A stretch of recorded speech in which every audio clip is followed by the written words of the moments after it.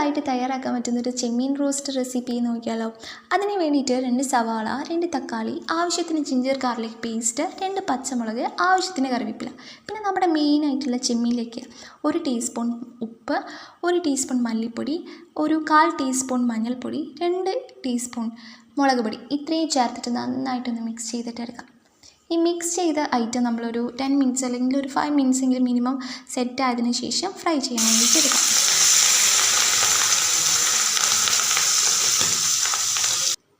ഈ ചെമ്മീൻ ഫ്രൈ ചെയ്ത same oil വെച്ചിട്ടാണ് ഇനി നമ്മൾ റോസ്റ്റ് ഉണ്ടാക്കാൻ വേണ്ടിയിട്ട് പോകുന്നത്. ഇനി നമ്മൾ അരിഞ്ഞു വെച്ചിട്ടുള്ള സവാള ആഡ് ചെയ്ത് കൊടുക്കാം. പിന്നെ അതിലേക്ക് ginger garlic paste, 2 medium size തക്കാളി, ഇത്രയും ചേർത്ത് നന്നായിട്ടൊന്ന് മിക്സ് ചെയ്തിട്ടെടുക്കാം. പിന്നെ ഒരു 1/4 ഗ്ലാസ് വെള്ളം, ആവശ്യത്തിന് ഉപ്പ്, മുളക് പൊടി, മഞ്ഞൾപ്പൊടി, ഇത്രയും ചേർത്തിട്ട് നമ്മൾ ഫ്രൈ ചെയ്തിട്ടുള്ള ചെമ്മീൻ ആഡ് ചെയ്ത് കൊടുക്കാം. എന്നിട്ടിത് നന്നായിട്ടൊന്ന് മിക്സ് ചെയ്ത് കഴിഞ്ഞാൽ നമ്മുടെ ഫൈനൽ ഇൻഗ്രീഡിയൻ്റ് ആയിട്ടുള്ള മുളക് അരിഞ്ഞ് വെച്ചതും കറിവേപ്പിലയും ആഡ് ചെയ്ത് കൊടുക്കാം. ഇത്രയേ ഉള്ളൂ പരിപാടി. ഇനി നമ്മളിതൊരു അടപ്പ് വെച്ചിട്ട് ഒരു മീഡിയം ഫ്ലെയിമിലിട്ടിട്ട് ചൂടാക്കിയിട്ടെടുക്കാം.